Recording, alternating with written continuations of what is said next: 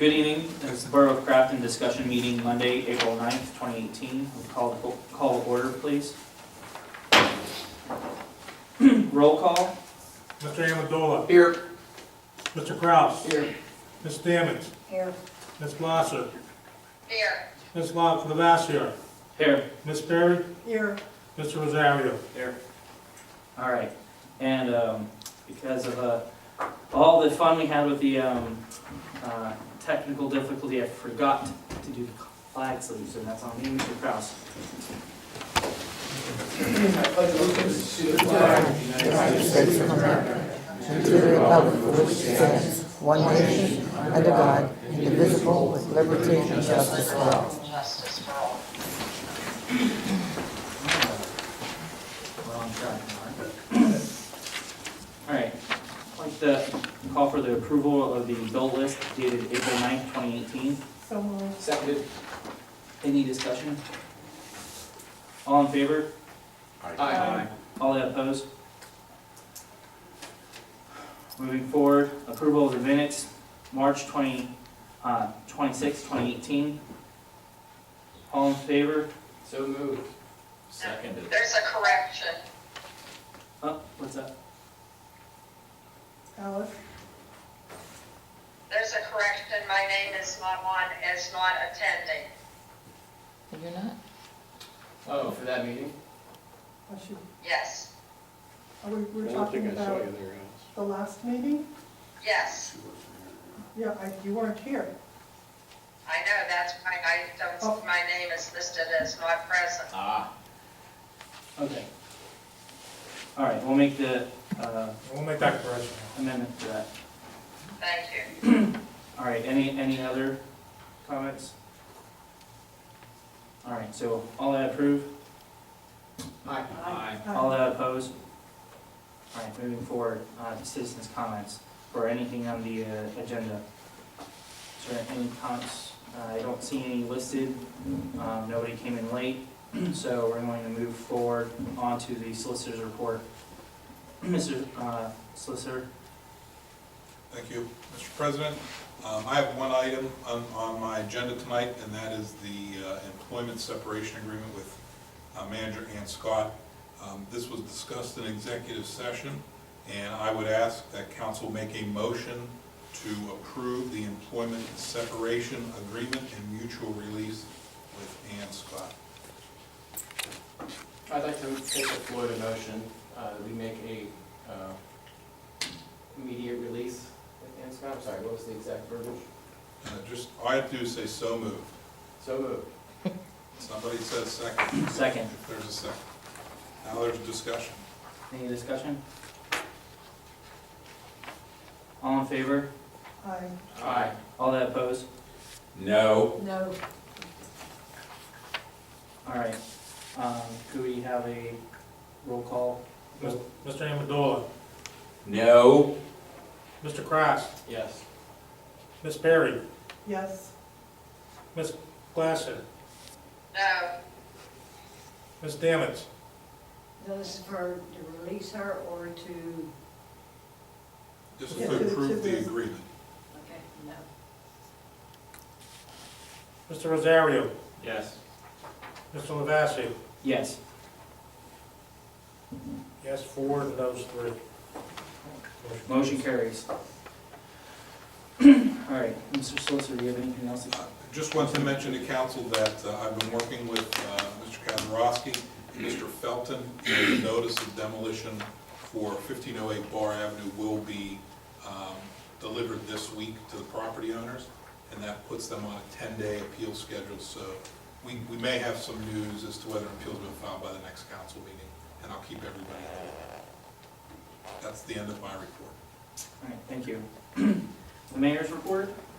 Would like to report that at the Seven Springs this past weekend, the Allegheny League of Municipalities were raffling off or giving off. District Attorney's Office. District Attorney's Office giving drones. And Crafton got selected. We now are the proud owner of a drone. So once we get it, I guess there'll be training and verification through the DA's office on proper use, and that the FAA regulations and certifications will be forwarded on to the police department. So we'll keep you posted, see how it goes. Thank you.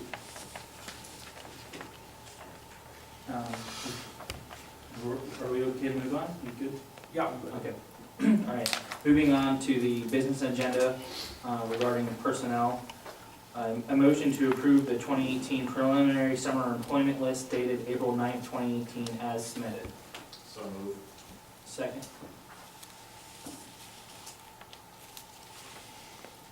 Any discussion?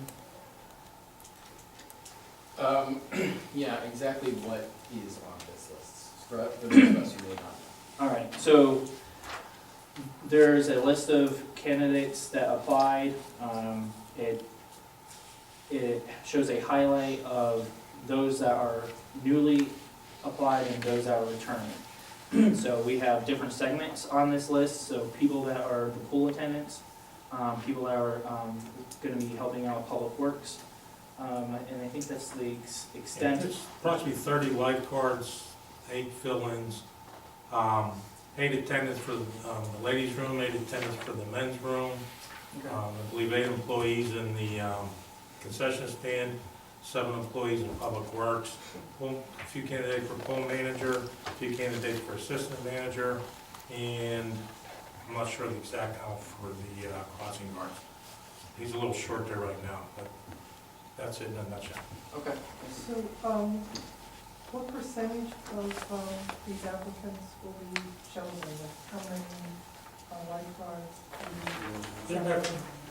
The recommendation from the previous manager, we met to discuss the positions, and she recommended that we use all 30, using 8 newer employees as fill-ins, with the people that are coming back and have the experience to be the regular season lifeguards.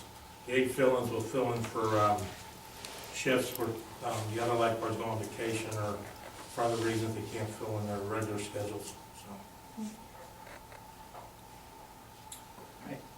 Any other questions? All that approve? Aye. Aye. All that oppose? Motion carries. Moving on to the motion for approve the hiring of seasoned Chinitzowski as part-time school crossing guard. So moved. Second. Any discussion? All that approve? Aye. Aye. All that oppose? Alright, motion carries. Moving on to administration, a motion to accept and approve the 2017 financial audit as submitted by Maher Dusel CPAs. So moved. Seconded. Any discussion? I just have like some clarification. So, just because I'm new here, what is this? Actually, what it is a yearly audit from an independent firm that comes in and reviews the borough's financial statements and structure. Okay, so this is like pretty like par for the course then? Right, every year they come in and do an audit. Yeah, there were, if I'm reading this correctly, there were no undue findings of note. No, it wasn't. So what exactly were I guess this is just to approve the audit, but there's no, to piggyback on that, there's no recommendations for anything in here? Well, there's always the recommendation for segregation of duties. So that's something. That is always there. Right. And because of our size and the utility that we have in the staff, our staff is cross-trained, there's only 2 administrative staff plus the manager. So you have a small pool of people doing financial work in the borough. So there's always opportunities for the borough to consider, maybe a monthly or a quarterly review by a CPA, or trying to outsource some of the accounting functions. And it's really up to us as we move forward to figure out what will work best and to work with the economies of scales that we have here in the municipality. Okay. Any other questions, discussion items concerning the audit? All right. So all that approve, Aye. Aye. all that oppose? Motion carries. Moving forward with a motion to for the authorization for DP Technologies to migrate the Crafton Borough Police Department, Crafton Borough staff, and Crafton Borough Council email systems to a Microsoft Exchange server, and to provide Microsoft Office 365 Business Premium to Crafton Borough employees, and to provide Microsoft Office 365 Business Essentials to Crafton Borough Council. In addition, to authorize DP Technologies to migrate Crafton Borough Council emails to the domain craftonborough.com from crafton.org. Therefore, standardizing the domain with the Crafton Borough staff's domain of craftonborough.com. The Crafton Borough Police Department's domain shall remain the same. So moved. Seconded. Any discussion? I do have a question. If I remember correctly, the last time we discussed this, I believe Mr. Bloom told us that, you know, the police department was separate and needed to be specifically separated out. The email address. So this is in no way, is, I really don't wanna, No, Poke it's, that the point. emails and all the connections that the chief has throughout the state will still go back to Crafton Borough, or craftonpolice.org, and that's what we needed to keep in place. excellent, thank you. All right. All in favor? Aye. Aye. Aye. All that oppose? All right, motion carries. Thank you. Moving on to Public Works. Mr. Interim Manager, could you go over that, please? Yeah, the bids have been posted, they're out, and they'll be opened up April 10th. Be this week, we'll find out the results of the road program for 2018. Thank you. And now we're going to be moving on to finance. We have a presentation by a vendor, by Mark Schuster from Turnkey Taxes. Would you like to take the floor, sir? Thank you all in advance for your time. My name is Mark Schuster. I founded a company called Turnkey Taxes. My background has mainly been in IT. I'm a programmer by trade.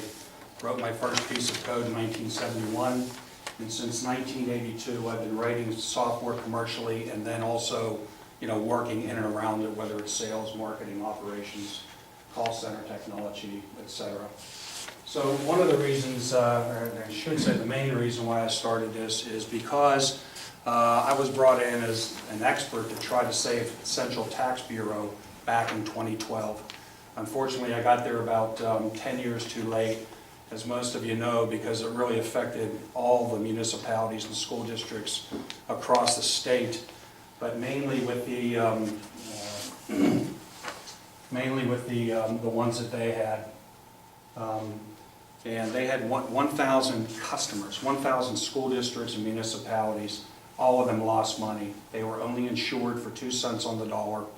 And collectively, when they went out of business, they shredded over $50 million of uncashed checks.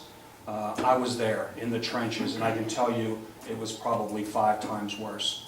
So that means that in aggregate, that corporation cost Pennsylvanians about $250 million. They had nothing. There was no data, there was no email system, no operations, no standards, nothing.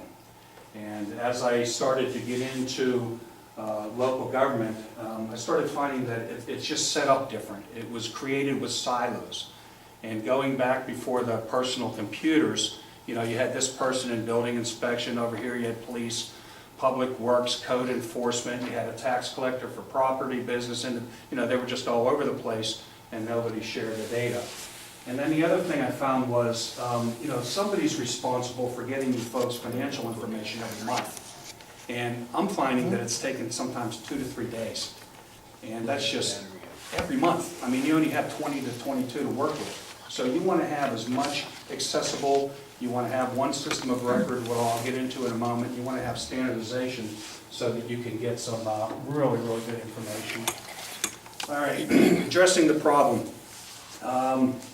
Am I in your, Yeah, I know I'm blocking you completely, but addressing the problem is,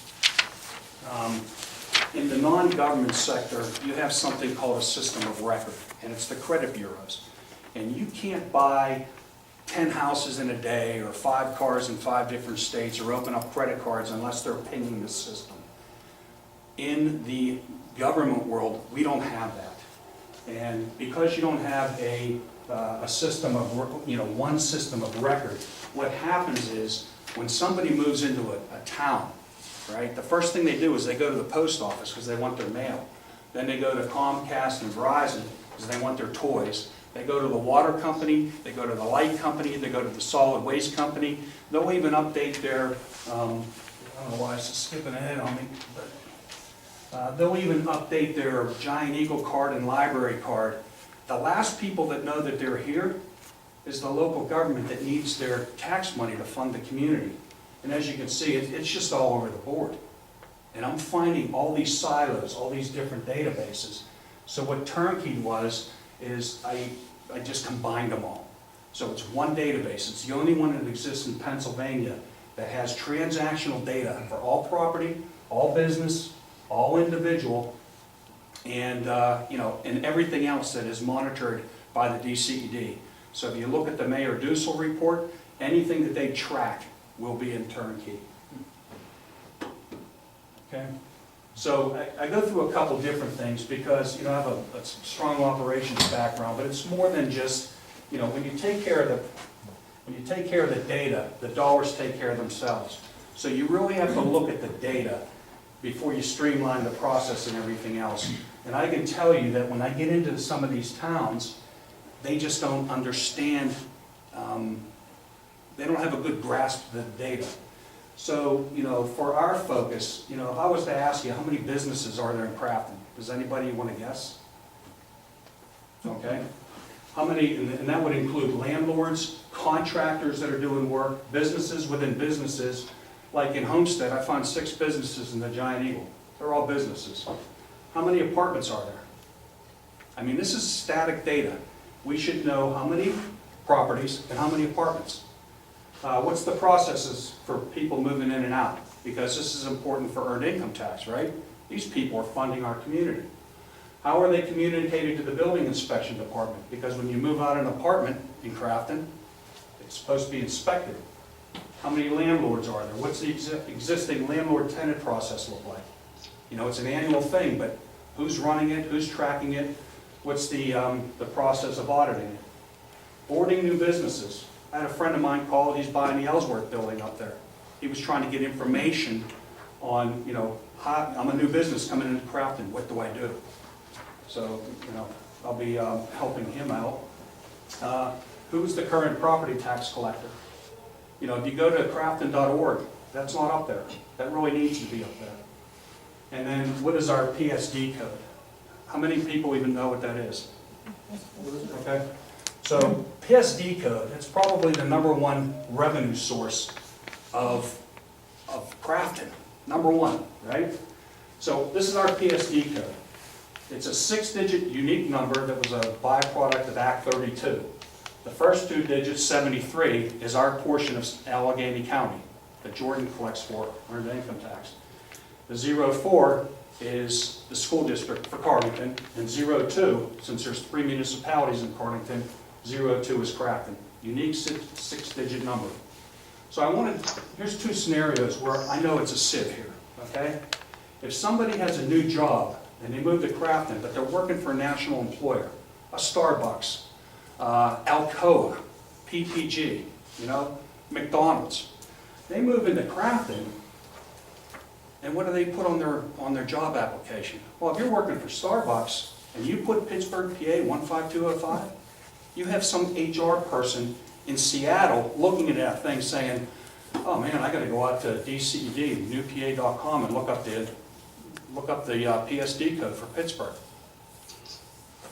Nobody's looking.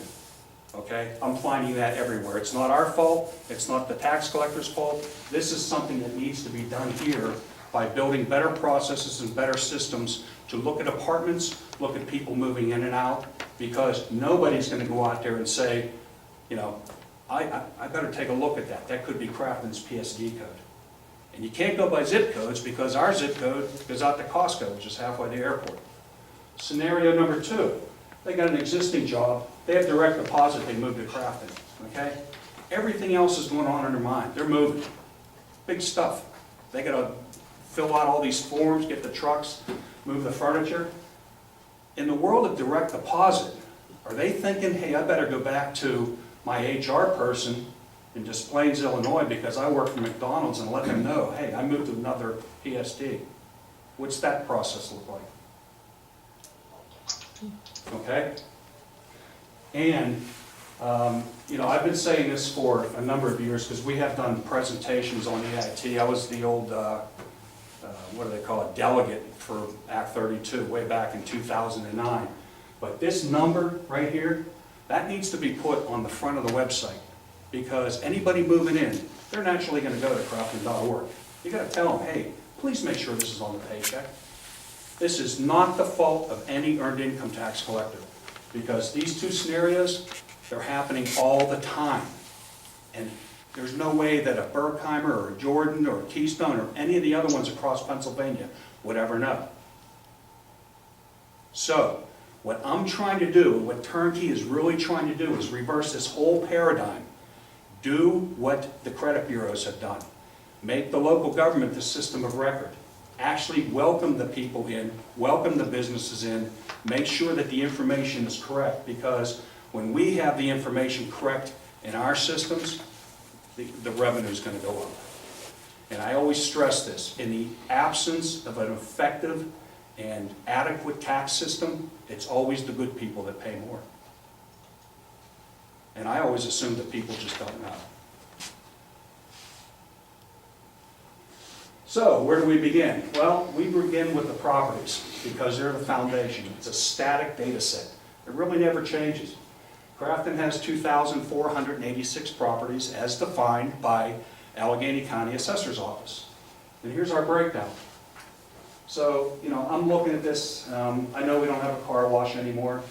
I would start the question, I mean, it says that we have 14 churches, but also everything in yellow here, this is where, you know, we need to work with our code enforcement, building inspectors, because it's saying we have 62 four-family homes here. Okay? That's a lot of people coming in and out. I know the county's information isn't 100%. The county will tell you. There's no county in Pennsylvania that is close to 100%. Why? Well, there's a lag time. The Bible is the recorder of deeds. Once somebody buys or sells a house, it goes to the recorder of deeds, and then it gets sent over, because it's a different database, it's supposed to be the same, at the assessor's office. Okay? Now, if there's a lag time when our property tax records come out, something's going to be wrong.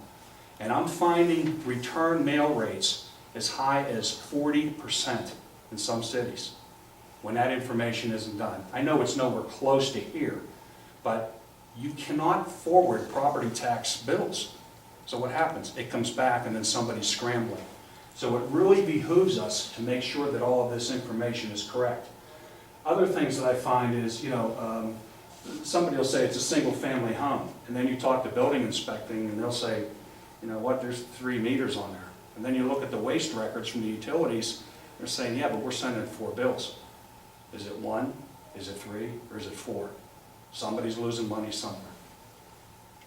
Once we begin with the properties, then we load the apartments. If 100 Steuben Street is a 16-unit building, we want to know. I mean, Crafton, we need to know. How is it numbered? 1 through 16, A through L, 101 through 116, because eventually we're going to start comparing it to the EIT records, and everybody's going to come and get compartmentalized into a townhouse, condos, single family, double family, whatever. And then you start looking and saying, do we think we're missing anything? Well, if it's a senior high-rise, probably, you know, they're retired or they're not working. But the other thing you can do when you have accurate information and you're in synchronized with the earned income tax collector is, as the people are moving out or you're missing something, somebody might pay EIT Q1, Q2, Q3, all of a sudden they dropped off. What happened? They could be unemployed, They could be disabled, they could have retired, they could have passed away. But if they moved out, somebody else should have moved in, and now you have information that will bring in additional revenue. So after properties, make sure the apartments are loaded, then you have something that's good for life. These numbers really don't change that much. Businesses will load them in on top because every business belongs to a property, and then finally the individuals. Turnkey, we look at counts, dollars, and variance. Every municipality looks at dollars. We'll say, we're up 5%, we're down 5%. I put the counts right on the front of the page. So when you have 416 businesses, and the next year you have 415, what happened? Did they move out? Did they go out of business? Or did they just not pay? So these are things where you can be preventive. It's just, common courtesy. Hey, we didn't get your payment. And this is stuff that can be shared. Variance is, it's a little bit more detailed. Variance is, if McDonald's paid $10,000, $10,000, then $1. Technically, they're not delinquent, but there's something a little wrong there. All right, so Turnkey, again, it's a web app that allows local governments to increase revenues without raising taxes.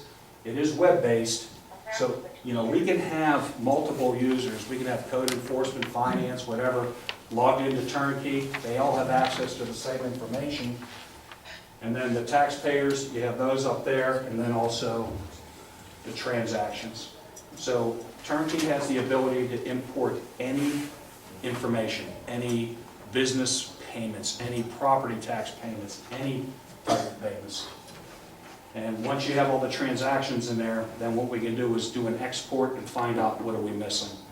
The idea behind Turnkey is just to bring people current and get the borough as much money as possible.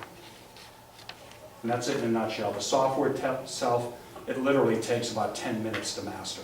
It's not hard. Just a couple of them. So I'm sure there's questions, discussion. So, Sir? Mr. Schuster, so you're providing a piece of software, and then does our administration use it, or do you provide a service where you? It's a mix and match. Again, tonight's the presentation. We can get into, how you want to do it. I work with third-party collectors. I actually do some of the current and delinquent. I can do delinquent only. And in some places like Scranton, all I do is discovery because they're in place. I don't want to go into a place where they already have a system that's better than what I can provide. So, people have had me do, just say, focus on the landlord-tenant. One of the processes, let's step back a little bit, one of the processes that I will begin with immediately, if I'm honored enough to be chosen, is something called a cost of collections policy. And I try to put this everywhere I go. And cost of collections basically is, it's a very organized and it's a systematic approach to, if somebody doesn't pay, what happens, right? It's like, okay, you wrote them a letter and say you're delinquent on this, whatever, building permit, a payment. So then what happens? Well, then you send them a second letter and say, look, we do have a cost of collections policy. If you don't pay, unfortunately, we have to, charge you these things, letters, phone calls, or whatever. So that is just huge to have that in place. Whoever the collector is, for whatever tax or revenue stream, from parking tickets to pool passes to earned income, if they have a cost of collections that is comprehensive for the borough, they can, it gives them something with a little bit of teeth. Nobody wants to get mean or anything, collecting this stuff, but you have to have that thing in place. All of the importing and stuff, and I would take care of on my nickel.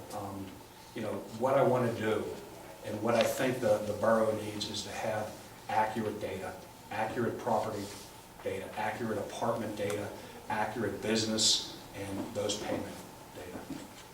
What's Jordan's role, as far as being a tax collector? Jordan is the main tax collector in the borough. Yeah, Jordan, we're fortunate because they do the property, they do the business privilege, and they do the earned income.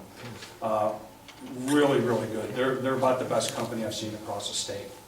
So if we were working with them, we would be able to import the tax feeds from them And then because, I live in the borough, I know some of the systems, we would work with them on the process. They are as good as they are, and they're very good. They do not know the system. They do not know the people. They do not know the businesses. They do not have the people, the feet on the street. So we would work with them to build up the processes because, once we tighten up the landlord tenant, or once we come up with a process for businesses moving in, then we can forward them to them, So Jordan would actually be the Yeah. tax collector. Yeah. Once the information data is forward, Yeah. Jordan, they would actually do the. Yeah. I've been in cities and towns where they have no resources at all, and they don't have a tax collector that's as good as Jordan. So, let me ask you a question about that, because I'm on the Charlotte West COG as a rep for Crafton, and Mr. Mercetti at the COG says that he doesn't feel as if Jordan's doing a very good job with the gap analysis on the EIT. Can you speak to that? What do you mean by gap analysis? He thinks that they're missing a lot. He says that they're not collecting enough. They don't have a high enough success rate. Well, because they don't understand the scenarios.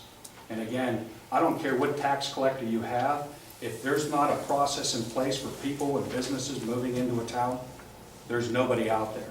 Now, So they have a handicap. You're telling me that Jordan essentially has every tax collector has a handicap. When Act 32 came out, this is 4 years before it came out, I went to the DCED and the Department of Revenue, and I said, look, you need one system of record. We call it a clearinghouse, okay? Think of a bank. And you need one system of record, and you need standardization of data. And if you don't have that, then what we have right now is Pennsylvania is operating like if you had 20 different banks and they all had their own currency. Now, how does that work? The fact is, you live in one county, you work in another, you need these people to be in complete sync. So your system augments the entire process? It helps. What I'm saying is, until the state gets their act together, and they don't have the money. The state is $150 billion in a hole. And I've gone to the state senators and department, I've gone to all of them and implored them, please get one system of record, standardized data. We're making progress, okay? But it's not going to be here next month, and it's probably not going to be here until they have a Senate Bill 653, which is going to move all the 511 taxes up to the county level. They're trying to push that through without standardization. That's going Isn't to be that the one at Avon that they said was dead?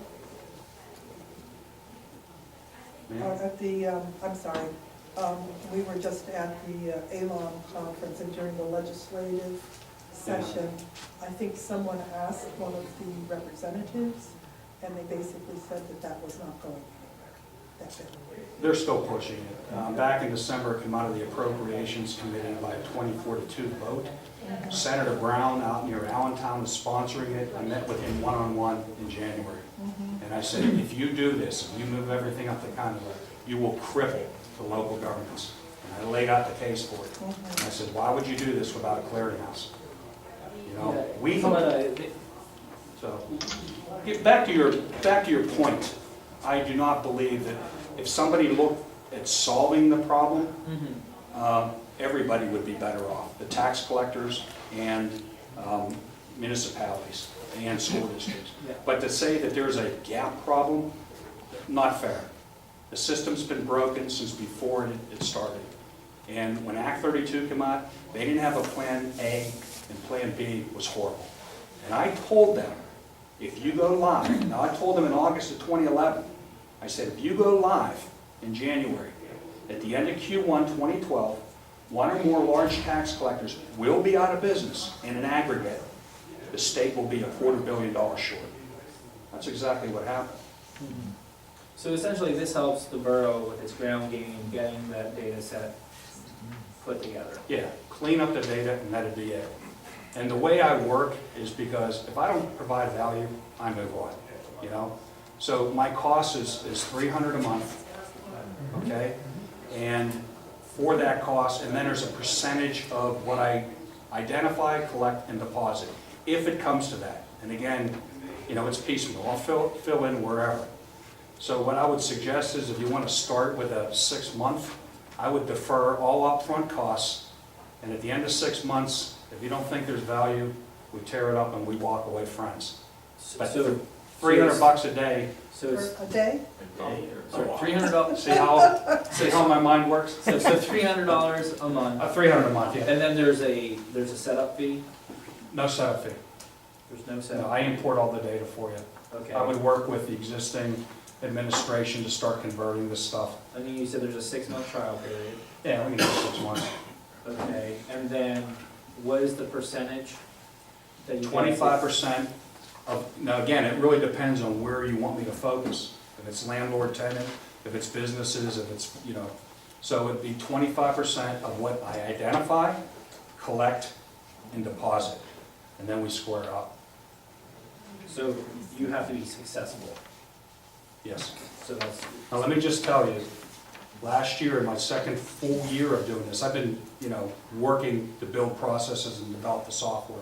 Last year, my second full year, having my own audit staff, having my own operations, call center, everything, I identified, collected, and deposited over $5 million for my clients in places like Jeanette, Johnstown, Scranton, Shamokin, places where nobody else wants to go. and because you're a Crafton guy, that 25%. Don't hold that against me. You're I paying just your happen to EIT be- here in Crafton, right? What's that? You're paying your EIT here in Crafton, right? The check one. Can't hear you. Is that PDS? Yes, I live here. Yes. And again, that's a, So it's people just, homegrown, yeah, homegrown. so we even get a piece of that pie too. Yeah, That's awesome. absolutely. All right, And people have disliked me for all my life because I've lived here for well, nearly all. if you could put together your proposal and your agreement, what your contract would be, we'd have that reviewed by the solicitor and we can. Yeah, just take a look. And again, I'm just here to present. I'm not a salesy guy by nature. This stuff works, but I can tell you that the most important component is you need to have 1 or 2 people inside the administration or inside that office that just care. Give me 15 minutes a week to look at the information, help me set up these processes, help me work with Jordan to make sure all the stuff's going back and forth, because they are the current collector for everything. So you can provide consulting to our tax collector. I'll do whatever it takes. I live Because we're here. fortunate that our tax collector is actually also an employee of our municipality. That's even better. Okay. Yeah. But I would, What a I'm couple saying, things. our elected tax collector is an employee of the borough. Too, so Okay. it might help Okay. provide. Now, for the second hour of the presentation. Sir, did you have a question, Jim, or you just No, want you're to? good, Mark, thanks, I appreciate Yeah. everything you did tonight. I've known Jim since he was a police officer way back when he was chasing me, yes. Chasing you. Ever catch it? I have a question. Yes, sir. So there was your presentation flashed there, and you said some referrals from different places you've gone to. Yeah, there's some right in there. Yeah, but so when you go to a Crafton-esque type boroughs, Mhm. what typically is the greatest return on your time, I guess? Is it tightening up reporting from the business community? Is it, like in Jeanette, is it with high renters, I'm guessing? Yeah. Going and standardizing, making sure that people who are coming in are, because I moved here 2 years ago and went through that process you outlined, and Mhm. never dawned on me to change any of the reporting codes. Have you changed it since? Hey, I'm not kidding. There's people that may have lived here, and I'm telling you, it's happening. So highest and best use, I guess, Phil, to your question, is let's look at the numbers. We can compare the 2016, 2017 to the information that I have from Unistats going back 3 or 4 years, and just look at that variance. But again, I suspect that property is static. So if your property taxes, if they're going down 20%, it's going to be caught. I think landlord tenant, earned income tax, just making sure the processes are in place. And have some And welcome you have days. similar sized municipalities that you work with? Yeah, Bellevue. So what, in the case of Kennedy, Bellevue, Leedsdale. they were reporting, they get, I'm just making a number, $100 And you came back with what at the end of the, you know? Well, in Bellevue, they missed a number of like medical facilities. Last year, I got them a check for $150,000. In addition to what they. Yeah, in already addition to, collected. there was about 60 accounts that I, identified, but that was the big one. So I think in total about $180,000. So they were leaving $180,000 just sitting on the table? Yes. Okay. In Scranton, I've identified over $100 million of contract work and businesses that had never been taxed. Well, I mean, I'm more interested in extrapolating size, Bellevue's a great example because they're like kind of Crafton Yeah. North-ish, similar size and density and kind of renter, homeowner Yeah. size as well. And like, you mentioned that, good people pay more. Do you find then, when you report back to the boroughs with your findings, that the homeowners are accidentally or subsidizing, like the folks that are coming in and out of the community that are maybe renting and leaving, or is that? Well, you have to balance the budget, so if you're not getting all the money from, people moving in and out and everybody else, you have to balance, right? So indeed, that is happening. Yeah. I can tell you, like, one of the things, and again, I bring a lot of tips and best practices, but what we did in Carnegie is we put all the businesses online, and we have it sorted alpha and then by type, so it's, florist and restaurant and everything else. And we've had a number of them call us up and say, I'm not on the web. And it's like, well, we didn't know you were here. So they put those up there. And also the other thing that I found, which is just sad and would absolutely be one of the first things we do, the DCED is wrong on a lot of their streets. I found a third of the industrial park in Carnegie was coded to Rossland Farms on the DCED site. So we're going to be reconciling that for a long time. I think I've talked enough. Well, we really appreciate you coming out this evening. Just to get clarification, you said that it's 25% that you would charge though for everything you ID, collect, and deposit. Yes. Is that 3 different 25% or just one? Oh, no, it's just to get it current, so, yeah. And again, when you have the cost of collections policy, if we send out the first letter and they don't comply for whatever reason, and there are people that just say, I'm not paying, well, yeah, you have to. So when it gets to step 2, cost of collections kicks in, and everything, the attorney's fees, the magistrate's fees, my fees, they're all passed on to them. So Crafton gets 100%. So the And question, that's the reason. the policy question down the road will be how far back in time do you go? That's your What's call. the statute of limitations Yeah. on these types of things? I'm a business owner, 3 years is typical, otherwise you're gonna have people screaming at you. So it's just like, what do you think's fair? Some have gone back Yeah, 15 years. we're not That's- interested in chasing Yeah, our businesses out, Yeah. but we do want to make No. sure that they know the law. the idea is just to get everyone current, Right. and then see how much difference it makes. All right, Thank you, folks. Mr. Schuster. Thank you. All right. Moving on, the next item, your Crafton Council had 2 delegates attend the Municipal Risk Management Workers' Compensation annual meeting up at the Allegheny League of Municipalities, spring educational event. Abby Rosario and I attended. We were in receipt of a check for $46,016.90 for the 2018 dividends. The net cost to the borough for that plan is $17,468.80. So we pay $60K a year for that. So that provides quite a bit of value and security, and we do appreciate the dividend. Out of the Commonwealth, there was $7 million worth of dividends paid back to municipalities. So we have our fair share here as well. So with that, that's going to be deposited back into our account and help to subsidize our next payment. So, thank you. We have the item under discussion regarding the printer, copier, scanner PDF application by AMCOM. I know Ms. Perry and the manager have been discussing that, so Ms. Perry, would you like to lead the charge here on this? Okay, well, basically what we have tonight is the current supplier of our copiers has been in the process of providing updated bids for the next round of leases, which the current lease is up in November of this coming year. As part of that, they were also looking at software to provide the ability of all of our documents to be searchable.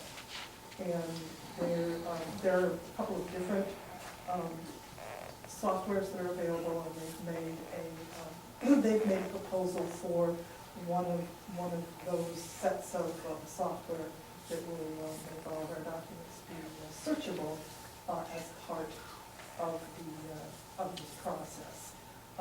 Also, while we were at ALOM, we spoke to a couple of other vendors, and we'll be getting some more information and taking some other competitive bids, throughout the process. The one thing that I note is that the AMCOM proposal is for a 60-month lease, and my personal recommendation is that, especially with technology and hardware and that sort of thing, that we not encumber the borough for a 5-year period on any kind of hardware. So I would recommend that as we're looking at bids for the upcoming cycle, that we try and reduce that to something like 3 to 6 months. Okay. Any other questions from anyone? So right now, we have a bunch of copiers and everything that's scanned in there just goes where? Yeah, so most of what the process has been is, and it actually increases our cost, that, I don't know if you've noticed, but that actually quite a few of our documents are not searchable. Right. So what they do in the office, and generally, is they'll print something out, or we'll get something in the mail that has to be communicated at large. They'll scan it into a PDF form, but it's just an image at that point, which then makes it difficult to be able to scan, to be looking for information, and for finding it on the server. So this kind of thing would help this and future councils you want to find like a line item from a budget in 2018 Right. and 2021, you can just do it? Yes. Okay. Yeah. And right now, that would be, In some cases, yeah, in some cases, our last year's one, actually, I believe we followed the procedures for making it searchable. So that's partly education, it's partly software. There's a couple of different pieces of software. The one in this particular one is not what's considered the industry standard, but there are reviews and comparison sheets that compare it favorably to the industry standard, which is Adobe Acrobat. So there'll be some decisions about what makes the most amount of sense. Yeah. And moving forward, with the motion that we have this evening, the police department and the borough staff will have Office 365, and then in the newer office suite, you can make PDFs. Exactly. Well, in the office suite they have now, they can make PDFs, they just don't know how to do it. Okay, so we require some additional training in-house. I know that we have a really Send that great information. councilwoman who would be able to Send that provide some. information over, so and I'll be in the office and we'll make sure that they know how to do that for the documents they create here. For upstairs and downstairs, right, if the police need it. Right. Okay. All right, so at this point, we're gonna hold off on doing anything with Adobe, we're gonna see how this works. So with the lease agreement, or with the renewal between the US Bank deal and the AMCOM deal, which was ended up rounding out around 16, 15K. Right. They're- Are we going to be getting this nuanced PDF program Well, as so- a Yeah, so basically, fringe? the upcoming, the proposal for the new lease includes the licenses of the nuance. And if I'm understanding it correctly, but I was just reviewing it today, I think that in the meantime, it looks like they would supplement the current lease with 2 licenses and after that. I need to get clarification from that. Yeah, they would be new copiers. Mayor Lou, is there anything that the police department needs, or are they okay with what they have at this point? I mean, is there? Actually, part of the new program is the system will go down from upstairs down to the police department. Okay. And the new proposal actually includes a new printer, copier, fax machine that would be not on lease, but actually given to the borough, would be owned by the borough, or the package on the new deal. Okay. That would go to the police department. I think the chief just got one. No, that's not real clear in their printed proposal, so we'll have to go over that. But well, it was, Yeah, Repeated we'll have to as see the that in advertising. writing. We'll have to see that in Yeah. writing. but that would be up to the chief, because I think he just got it. Yeah, yeah, I just wanna make sure that we're getting ahead of any type of, Yeah, 60-month deal, we have everything ironed out. But, I know the PDF situation, we do wanna make sure that the documents that we are generating moving forward, that will be part of the new website that, we hope to be launching here, will have those records, so, okay, great. I'm gonna move on to the announcements. We have a busy month here in April. If the weather cooperates with us, hopefully we'll have a nice shred event on Saturday, April 14, 2018 at 9 a.m. It's sponsored by State Representative Dan Deasy and Senator Wayne Fontana. We also have the senior dinner Saturday, April 21st, 2018. The doors open at 5 p.m. I think we had a wonderful turnout the last time, is that right? Almost 64 people. That's great. Mayor, do you want to give the announcement about the Night at the Races? Yeah, the fire department's hosting their annual fundraising night at the races on April 21st at 6 p.m. They have a catered dinner, caterer actually on site, cooks on site. It's $20 per person, $30 per couple. 35 per couple. I want to tip you guys. So, Get and Mark in here. if you would, purchasing a horse would be also, if you want to have a horse in the race, they're $10, they pay $40 if your horse wins. So I'd like to get a turnout from the community. Can you buy the tickets, Chief? Or What's that? Mayor, can you purchase the tickets? Oh, yeah. Where? You give me a call. Give you a call? Give me a call. I got horses, I know. You got horses, I got horses, and tickets. Yeah, I need tickets. And I think the phone number is on the sign. in Yes, front of the- my number is 412-670-2000. Don't dial right. That's why I don't have my phone. So, yeah, give me a call, I can sell you tickets and horses. Thank you. Thank Mayor. We're going to be having our, was it third annual cleanup day here? Saturday, April 28th, 2018, 9 a.m. to noon down at the park, in parking lot where you park for the pool. The dumpsters will be there, orderly. I don't know if we'll have the parking lot done by then, probably not really. No. So So we're shooting for the first week of April. items collected, the building materials, not asbestos, bulk items, household clutter, yard debris, small appliances, and as a courtesy, if you tear down your chimney or something, we don't want all your bricks and stuff, be reasonable about it. Items not collected, tires or rims, auto parts, refrigerators or AC units, paint, electronic waste. If you have any of these types of waste, please call Waste Management at 1-800-449-7587.